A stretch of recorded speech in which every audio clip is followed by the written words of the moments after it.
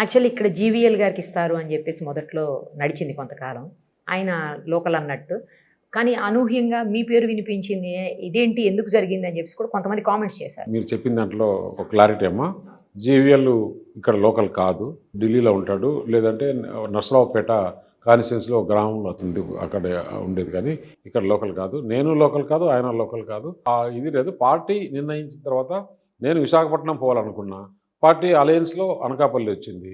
అనకాపల్లి ఇప్పుడు వచ్చిన తర్వాత చూస్తే ఆ దేవుడు అనకాపల్లికి నాకు పంపించినట్లు అయ్యింది. దేవుడే పంపించాడు నిజంగా కూడా.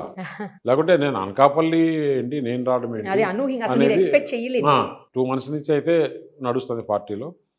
ఎప్పుడో నాకు చెప్పారు, విశాఖపట్నం కాకపోతే నువ్వు ఆప్షన్ ఏంటన్నప్పుడు అనకాపల్లి అని చెప్పడం జరిగింది. ఆ విధంగా అనకాపల్లి రావడం జరిగింది.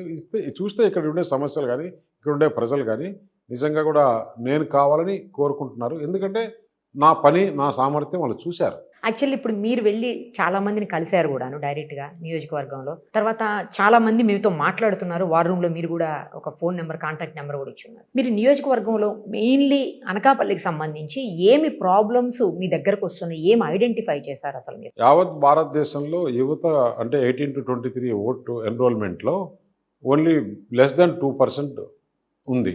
అంటే ఆల్మోస్ట్ 2% ఇంక్రీజ్ అయ్యింది. ఇప్పుడు కొత్తగా ఓటు చేర్చుకునే వాళ్ళు ఓటు నమోదు దీంట్లో. బట్ ఓన్లీ అనకాపల్లిలో మోర్ దెన్ 10% ఉంది. ఆ యువత సీఎం రమేష్ గారు అయితే కనెక్షన్స్ ఉన్నాయి, అనుభవం ఉంది.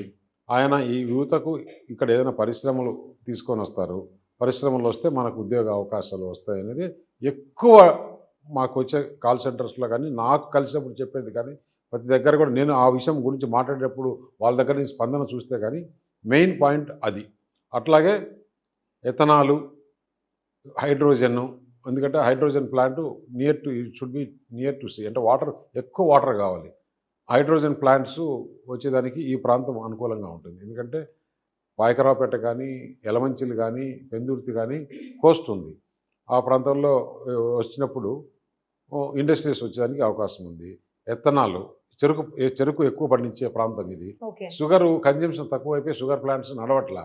ఆల్టర్నేట్గా ఇప్పుడు ఎథనాల్ వచ్చేస్తే షుగర్ కేన్ ఎంత పండించుకున్నా కూడా కన్జంప్షన్ అవుతుంది. ఇవి ప్రధానంగా ఉన్న సమస్య. లోకల్ ఇష్యూస్ ఉన్నాయి. ఇప్పుడు మాడుగులు ఉంది, ఇంకా బాగా అసలు ఆంధ్రప్రదేశ్లో అంత వెనుకబడిన కాన్స్టిట్యున్సీ ఏది లేదు. అక్కడ ఇన్ఫ్రాస్ట్రక్చర్ లేదు, దాని కనెక్టివిటీ లేదు, ప్రాపర్ కనెక్టివిటీ లేదు. ఇవన్నీ కూడా ఉన్నాయి. అవన్నీ కూడా మనం చేయాలి. ఒకళ్ళు గెలిస్తే ఫస్ట్ మీరు దేని మీద దృష్టి సారించబోతున్నారు? యువతకు ఉద్యోగం. అది అంత ఈజీగా అయ్యే పని అంటారా? గత కొన్నేళ్లుగా అసలు ఉద్యోగాలే లేనటువంటి పరిస్థితి. ఎందుకు లేదండి? బ్రాండెక్స్ ఎప్పుడు వచ్చింది?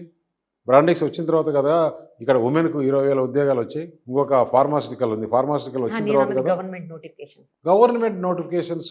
I'm talking about the private industries. Private ఇండస్ట్రీస్లో బిగినింగ్లో వస్తాయి. గవర్నమెంట్ నోటిఫికేషన్స్ కూడా జగన్మోహన్ రెడ్డి వచ్చినప్పటి నుంచి బ్యాక్లాగ్ పోస్టులు చేయలేదు, ఏ పోస్టులు చేయలేదు. అతను ఒకటే అజెండా పెట్టుకున్నాడు, ఆ అజెండాతో పోతుంది. అందువల్లే కదా ఇప్పుడు ప్రజలు ఇప్పుడు మార్పు కావాలని కోరుకుంటున్నారు. సో ఇప్పుడు వాటన్నిటి మీద మీ దృష్టి పెట్టబోతున్నారు? తప్పకుండా. ఇప్పుడు కేంద్ర ప్రభుత్వం నరేంద్ర మోడీ గారు ముచ్చటగా 3వసారి అయ్యేది గ్యారంటీ, దాంట్లో నో డౌట్.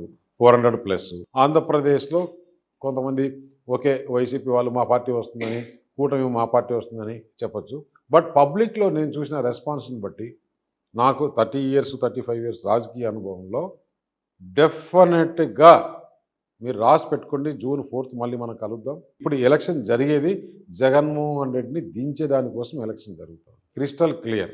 సుమన్ టీవీలో మీ పర్సనల్ అండ్ బిజినెస్ ప్రమోషన్స్ కోసం కింది నెంబర్కి కాంటాక్ట్ చేయండి.